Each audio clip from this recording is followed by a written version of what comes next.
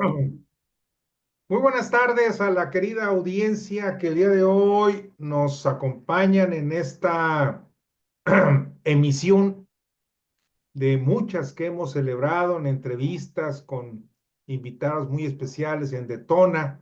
Y del día de hoy tenemos a nuestro buen amigo Emilio Álvarez y Casa. Bienvenido, Emilio. Querido Raúl, buenas noches, tardes, días, según nos vean, qué gusto saludarte. Así es, igualmente, mi querido Emilio. Oye, bueno. Pues ayer se celebró ya esta asamblea, que no es una asamblea constitutiva, debo de aclararlo, es una simple asamblea donde participaron más de 2000 personas presencialmente y miles más en las redes sociales, con el objeto de tomar la decisión de formar un nuevo partido político. Fuera del aire le platicaba yo a Emilio que lo felicitaba, pero a la vez le deseaba yo que ojalá que todo esto fuera para bien, porque realmente es un reto enorme, no solamente por el diseño, la planeación, la construcción, el llegar a acuerdos, el ejecutarlos, la operatividad, el tratar de amalgamar todos los intereses y opiniones de la gente, sino también es evidente, ¿por qué? Porque se van a presentar una cantidad de obstáculos enormes durante todo este proceso. Pero a final de cuentas, en lo personal, me siento muy, pues diría yo, satisfecho, complacido, halagado en ser pues una parte muy pequeña de todo este proceso, porque a final de cuentas es algo que necesitamos en México. Y eso es lo que a todos nos une el bien común y nos une la posibilidad y la bandera de la democracia y el respeto a los derechos constitucionales de los mexicanos. Así que platícanos, todo este paso ya fue dado. Ahora, ¿qué sigue y cómo sigue? ¿Cómo no? Qué bueno saludarte, querido Raúl, y a las y los amigos de Detona, que han seguido estas discusiones de tiempo atrás y con una muy importante reflexión desde la participación de sociedad civil. Detona ha sido un impulso importante para la participación ciudadana en muy diversas actividades para la defensa del Poder Judicial, la defensa de la República, la defensa del INE, ayudando a que la gente tome conciencia en el ejercicio de derechos y libertades y ayudando a la Marea Rosa y muchos más. Y creo que esta reflexión es parte de ese ejercicio, mi querido Raúl. Justo nos dimos cita, como bien mencionas, este sábado, más de 2000 personas y 4000 en línea, para tomar una decisión y de ahí un sucesivo de decisiones. ¿Qué se decidió el sábado? Se decidió casi por unanimidad. Una o dos personas no estuvieron de acuerdo. Yo creo que lo hicieron más para romper la unanimidad que para estar de acuerdo o en contra. Ir adelante con el esfuerzo para constituir una nueva fuerza política. Hemos acordado, querido Raúl, no llamarle partido, porque la palabra partido aleja, la palabra partido no gusta, hay agravios. Entonces tendremos que empezar por lo básico, una nueva forma de llamarlos. Hemos acordado también hacer los esfuerzos para que la gente asumiera un compromiso personal en esto y debo decirte que me gustó mucho porque estos números que se dicen fácil tienen detrás un esfuerzo ciudadano importante. Cada quien pagó su transporte, Raúl. La gente pagó, por ejemplo, desde Monterrey. Ahí estuvo Rocío Torres, estuvo Gerardo Prado, pero también estuvo Olga Félix desde Tijuana, o también estuvo Patti McCarthy desde Mérida, o también estuvo José Julio de Oaxaca, o en fin, te puedo dar una lista larga de gente que llegó pagando sus propios recursos. Incluso hubo gente que viajó más de 24 horas en camión para poder estar. Esperanza Contreras de Monclova y mucha gente más. Y la gente tomó la decisión de comprometerse en este trabajo. Y eso es un ejercicio muy auténtico porque la gente se pone y no es a ver qué saca la gente. Lo segundo es que tomamos una serie de decisiones en dos órdenes. La primera fue la aprobación en lo general de nuestros documentos para empezar una discusión en los estatutos, los principios y valores y el programa de acción. Se irán modificando a lo largo de todo el 2025 y será en enero del 26 cuando llegue la última versión. Pero entonces empezó la conversación. Debo decirte que el tiempo más elaborado en esta reunión fue justo para que la gente hablara y expresara en 3 mesas de trabajos correspondiendo a cada documento y en algunas hablaron más de 50 personas, Raúl. Fue muy interesante la participación. Viene el momento de construir los acuerdos. Y la segunda es que acordamos tres tipos de llamamientos. El primero es un llamamiento a dialogar a quienes están haciendo esfuerzos similares para enfrentar a Morena, para que podamos converger, para que podamos coincidir en un esfuerzo que no va a ser menor, como tú bien dices. Hay que conseguir al menos 260,000 firmas y 200 asambleas distritales. Pero si con el INE de Lorenzo Córdoba era complicado, creemos que con el INE de Taí será peor. Entonces queremos 500,000 de afiliados y al menos 250 asambleas. Tenemos un año para hacer eso y estamos invitando a todas y todos a sumarse a ese esfuerzo. Segundo llamamiento es, aunque no nos gustan las cosas que hacen el PRI y el PAN y en ocasiones MC, tenemos claro que el enemigo está enfrente, no a los lados. Ya habrá que hacer un bloque opositor por bienes superiores, para defender nuestras libertades y derechos, para defender la república, para defender la democracia. Hay que hacer un bloque opositor para que no tengamos más Yunes o no tengamos más Cintia López Castro, que senadora de la Ciudad de México se fue a Morena, o senadores como los del PRD, la de Michoacán y el de Tabasco. Queremos un bloque opositor que ayude a enfrentar este embate autoritario que estamos viviendo. Y el tercer llamamiento, Raúl, es un llamamiento en defensa de la República. No es un cheque en blanco a Sheinbaum, no es una unidad a costa de todo. Creemos que es importante tomar en serio los señalamientos, avisos, advertencias, expresiones, tómalo como quieras, que ha hecho Donald Trump. Sí toca pensar el tema de la expulsión de los migrantes con seriedad, sí toca pensar qué vamos a hacer en la lucha contra la delincuencia, no para defender cómplices en una velada discurso patriotero y de soberanía, sino para avanzar en la coordinación binacional en materia de justicia y defensa de víctimas. Y también para poder ubicar de mejor manera los elementos que pongan en real contexto que el TEMEC se cumpla. Y eso toca no seguir haciendo cosas que hagan que Canadá y Estados Unidos cada vez nos vean con más reserva y quieran sacarnos del TEMEC. De manera que sí, sí estamos dispuestos a un diálogo por la unidad nacional, pero no un diálogo ciego y cheque en blanco. Estos diálogos se van a emprender en próximas fechas. Tenemos justo el diseño de estos equipos de trabajo. También vamos a trabajar para que el 20 de enero podamos presentar esta solicitud en el INE. Tenemos prácticamente 2 meses, poco menos de 2 meses para ello, querido Raúl. Y yo invito a la gente que le haga eco esta idea, a que se sume. Es muy fácil. Se pueden meter a la página www.fcn, es el acrónimo de Frente Cívico Nacional, fcn.mx. Repito, es muy fácil, www.fcn.mx. Ahí se pueden registrar. Hemos tenido una buena respuesta, pero se necesita crecer mucho más para que esto pueda ser viable, mi querido Raúl. Muy bien. Eh, Creo que la ruta ya está trazada. Habrá que cumplir todos estos procesos.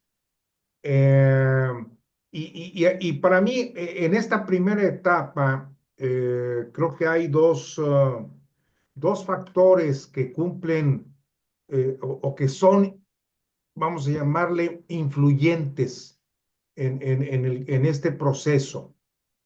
El primero es la participación de la gente. Tú hablabas de 500,000 de afiliados, ¿verdad? Sí. Y las asambleas que sean necesarias. Juntar 500,000 de afiliados es realmente un reto enorme, Enorme, enorme. enorme. ¿Ya hay alguna logística o está todavía en diseño? Está previsto ya algunos mecanismos, algunas estrategias. Tenemos previsto para el mes de febrero salir adelante con dos asambleas por entidad. Estos son 64. Y eso permitirá, lo que creemos es, si se necesitan 300 personas, queremos que haya 600 para que no haya duda de este proceso. Y lo segundo es la multiplicación de las adhesiones. Es una estrategia descentralizada, multiplicadora y horizontal. Es decir, que haya mucha gente buscando adhesiones. Los pormenores del procedimiento, mi querido Raúl, los dará a conocer el INE el próximo mes de diciembre, esperamos, y ahí vamos a tener más certeza de cuáles son los elementos que nos van a permitir multiplicar estos registros. Como tú bien dices, es una tarea titánica, porque este fenómeno pues obliga a que estemos pensando, si tú dices, bueno, son 500,000, pues tenemos que tener más o menos 41,000 al mes. Y si eso pasare, pues estamos teniendo más o menos, pues tenemos que tener como 10,000 a la semana. Entonces tenemos que multiplicar este esfuerzo y tenemos que invitar a mucha gente a que sume. Déjame pensar un poco como en el ejercicio del Frente Amplio por México, que haya mucha gente dispuesta a sumar y a participar. Eh, Dentro de este tema, por supuesto, está, y ya lo señalamos, la afiliación, pero hay otros dos temas adicionales, que es la convicción y recursos económicos. La convicción, yo creo que es uno de los temas fundamentales porque a final de cuentas, si no hay esa identificación auténtica, ese deseo de pertenecer a un nuevo movimiento, aunque hubiera muchos recursos humanos y dinero, no se logra. ¿Qué van a hacer ustedes para realmente lograr esa identificación? Vamos a llamarle ese enamoramiento por la bandera de un nuevo movimiento. Fíjate que desafortunadamente contamos con la eficaz colaboración del gobierno. ¿No? Bueno, en algo tenían que apoyar. En algo, de algo tiene que servir. Todos los días, todos los días, mi querido Raúl. Es increíble cómo avanzan en la destrucción pues, de la República, de las instituciones, de los mínimos básicos de respeto.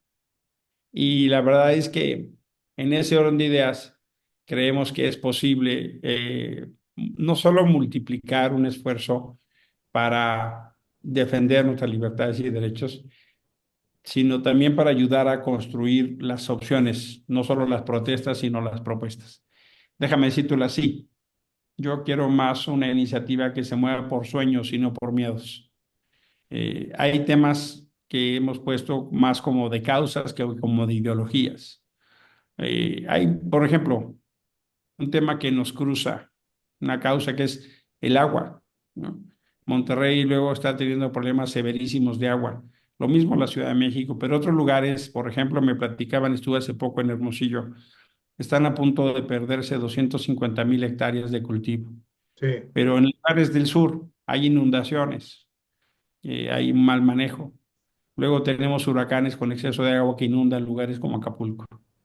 La seguridad es un tema que nos tiene atravesados. En Culiacán llevan 4 meses prácticamente de una guerra civil y no hay autoridad. Este fin de semana vimos las barbaridades de Tabasco, pero también luego vemos las de Guanajuato y las del Estado de México y un sinfín de lugares, y la seguridad sigue siendo un tema de preocupación. El tema de la salud digna, ¿no? A final de cuentas, seguimos sin tener acceso a eso. Pero hay temas que tienen, por ejemplo, la reforma judicial. ¿Qué vamos a hacer ante el tema de la reforma judicial? ¿Cómo nos plantamos ante eso? Entonces, más vale que nos plantemos en una reflexión y discusión de cómo procesar, ya que no hemos podido detener la reforma, y empujar a los candidatos que están dentro del eje del Poder Judicial para que podamos mantener la independencia y no un poder cooptado por Morena. Eso requiere entonces el entendimiento de que hay causas que disparan la participación ciudadana. Hay causas que convocan a la gente. Tenemos la experiencia de lo que vivimos en la Marea Rosa, que muchas y muchos salimos a las calles justo porque más que una persona había el sentido de defender a la República, nuestros valores y nuestras instituciones. Yo creo que eso puede volver a concitar un esfuerzo de participación y creo que lo hemos hecho. Salimos contra la sobrerepresentación, salimos contra la reforma judicial, salimos en la decisión del Poder Judicial, y el Frente Cívico y otras organizaciones hemos estado en esa metodología de trabajo, y es lo que quiero subrayar.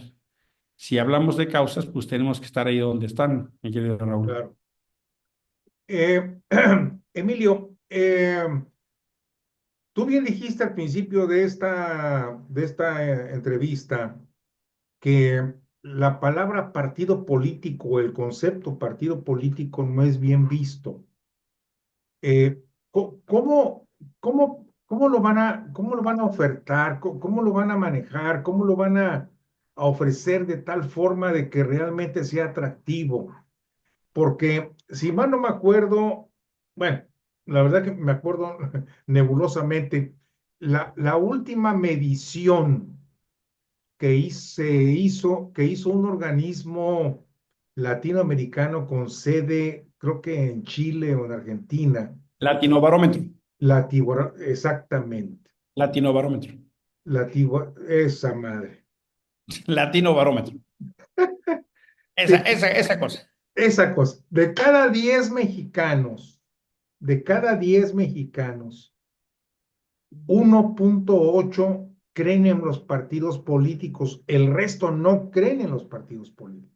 O sea, eh, eh, se están enfrentando ante una negativa, vamos a llamarle de factotum, por la gran mayoría de la gente, ¿verdad? Entonces, ¿cómo lo van a manejar, Emilio? Mira, querido Raúl, la crisis de representación es una crisis global, no solo es un tema en México. Ve lo que está pasando en Rusia, ve lo que está pasando en Europa, misma Europa, ¿no? Que uno diría, ahí estaba la avanzada de los valores democráticos, y mismo en Europa estamos viendo regresiones preocupantes. ¿Y qué te cuento de Estados Unidos?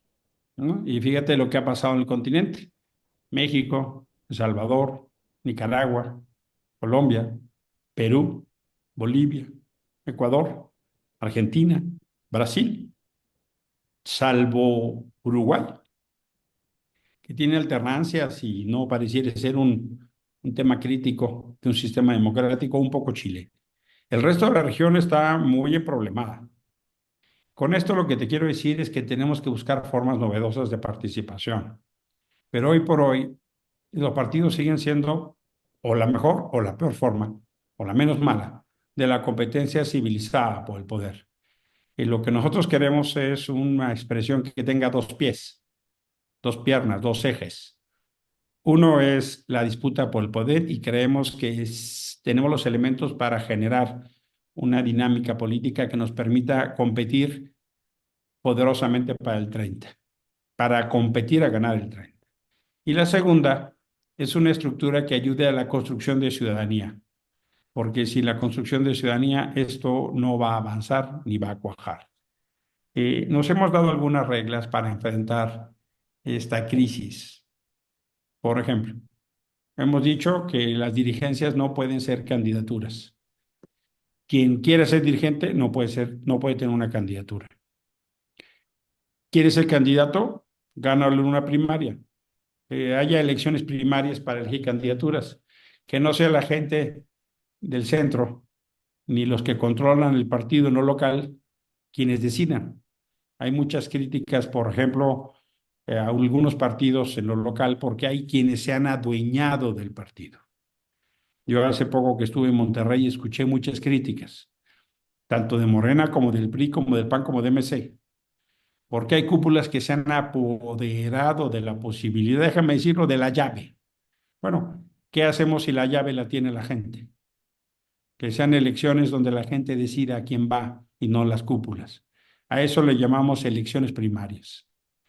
Pero también queremos que haya una presencia importante de jóvenes y que los jóvenes puedan tener una participación significativa, porque pues debe haber un correlato con la estructura poblacional de este país.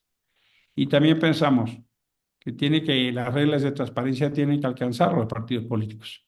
Hoy los partidos son esencialmente centros de opacidad. Los integrantes de los partidos son legisladores que hacen las leyes, pero no se las aplican, ¿no? Y también creemos, Raúl, que puede haber un fenómeno importante en términos de lo que conocemos como los mecanismos de estructura del gasto. Una de las ideas que nos hemos dado es que no puede ser más del 30% para la burocracia del partido, de esta nueva forma, de esta nueva organización, porque si no acaba convirtiéndose en un modus vivendi. Claro. Y luego la disputa por el presupuesto, para ver qué sacas y no para ver qué sirves. Creemos que esas reglas y otras que habrá que ir construyendo en el camino pueden ayudar a construir confianza en un entorno de mucha desconfianza. Eh, Emilio, ¿estarás de acuerdo conmigo que uno de los principales obstáculos, por decirle amigablemente, porque a lo mejor es una barrera, es un muro como el que quería construir Trump en la frontera de muchos metros de altura? Es eh, lo que ha construido el gobierno de Morena, principalmente con López Obrador y ahora continúa con Claudia Sheinbaum, de los programas de bienestar, los programas sociales, porque esos, a final de cuentas, están comprando voluntades y son voluntades con dinero, son voluntades reales. Y aquí sí me acuerdo claramente porque eso lo chequé muy bien escasamente hace unas semanas. Aproximadamente existe un padrón que no está todo transparente de 28 millones de derechohabientes de los programas sociales. Pero lo más interesante, Emilio, es que de cada 5 hogares en México, por lo menos tres, en tres de ellos, un miembro de la familia tiene un programa social. Y eso, a final de cuentas, pues es una, digamos, un aliciente para estar aliado o simpatizar con el gobierno en turno. ¿Cómo van a combatir esto? Mira, lo primero que tenemos que reconocer es que en México y en el mundo la democracia no ha sido, o la democracia electoral, un medio formal y eficiente para disminuir las desigualdades. O sea, hemos tenido avances importantes en la transición mexicana a manera de instituciones electorales, pero esa transición democrática dejó los saldos de inseguridad, de corrupción, de pobreza y de desigualdad que dejaron. López Obrador, su acceso al poder y la forma en que Morena ha llegado no se explican sin eso. Entonces, lo primero que tenemos que entender es que México sigue siendo un país profundamente desigual. Y es entonces el dilema de la desigualdad y la pobreza de lo que hay que hacerse cargo, no solo en su negación, sino en su propuesta. Segundo, hay que entender que los programas sociales fueron diseñados electoralmente. Hay una ingeniería electoral atrás de los Claro. programas. Y eso es un elemento que vamos a tener que compartir. Por eso hablaba yo de elección de Estado, porque se usó todo el aparato. Entonces, tenemos que tener la capacidad para crecer, valga la redundancia, nuestras capacidades para enfrentar ese aparato.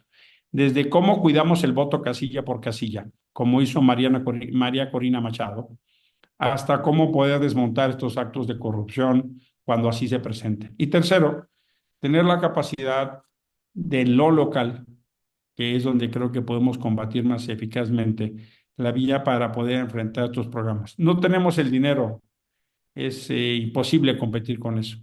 No hay manera de competir con el presupuesto público. Pero sí hay manera de decirle a la gente, mira, no solo se trata de que te den dinero, se trata de que tengas buenos servicios y que no te gastes tus programas sociales en medicinas, de que no te gastes tus programas sociales pagando un tipo de seguridad que te protege de los robos. No se trata de que te gastes los programas sociales todo en teléfonos celulares, porque la gente tenemos más de casi 85 millones de celulares y la gente gasta mucho en datos. O qué bueno que tengas programas sociales, pero si no puedes cuidar a tus hijos y tienes que mandarlo a guarderías de paga y no hay centros, pues difícilmente te va a servir ese dinero. Entonces, el problema no es solo, y creo que eso es un punto que tenemos que elaborar, más allá de la racionalidad, sino de la emoción, lo que significa tener recursos y tener derechos. Y los derechos significa que haya un gobierno eficaz y eficiente. Pareciera que la ecuación del 24 fue, mira, todos son iguales, pero este por lo menos salpica, este Sí, por lo menos escurre, este sí. por lo menos da dinero. Entonces creo que tenemos que construir una narrativa que pueda enfrentar esos dilemas, como tú bien lo dices. Estamos realizando una serie de estudios para poder tener más armas para eso. Eh, Creo que vale la pena también incluir en esta conversación eh, los embates, los embates que van a presentarse o a surgir por parte del oficialismo. Y yo no me atrevería en este momento a poder prevenir o advertir de ellos. Se van a presentar, creo que eso es obvio, totalmente obvio, ¿verdad? Creo que tenemos que conjugar en pasado, no en futuro. No se van a presentar, ya se presentaron. Exacto. El domingo, María Luisa Alcalde, la presidenta Morena, salió a descalificarnos y atacarnos. Cometió un grave error. Me sorprende, porque ella debería ser una mujer sensible e inteligente, debería ser una mujer que pudiera bordar acorde con los principios de una izquierda plural, democrática, no una izquierda autoritaria o totalitaria que desacredite lo que pudiera amenazarle. Y se lanzó, tomó una foto de Julián Levarón abrazando a alguien en nuestro encuentro, porque ahí nos acompañó Julián como invitado y salió con una serie de insultos y que mentirosos y los corruptos de siempre y cartuchos quemados. Y Julián Levarón le dio una respuesta extraordinaria. Si no la han visto, que me Sí, escuchen de tono, y les sugiero que la vean. Le dice Julián, ¿por qué me llamas mentiroso? Yo fui a un evento invitado a gente que estimo, aprecio y me ha acompañado en mi lucha. Y yo no he mentido. En su caso son las autoridades las que me han mentido sobre lo que le pasó a mi familia. ¿Por qué me dices corrupto? ¿En qué te yo cuándo he robado un peso? Por el contrario, soy de una familia trabajadora que ha puesto sus recursos para acompañar a causas de personas en necesidad. Y cartucho quemado, pregunta entre signos de interrogación.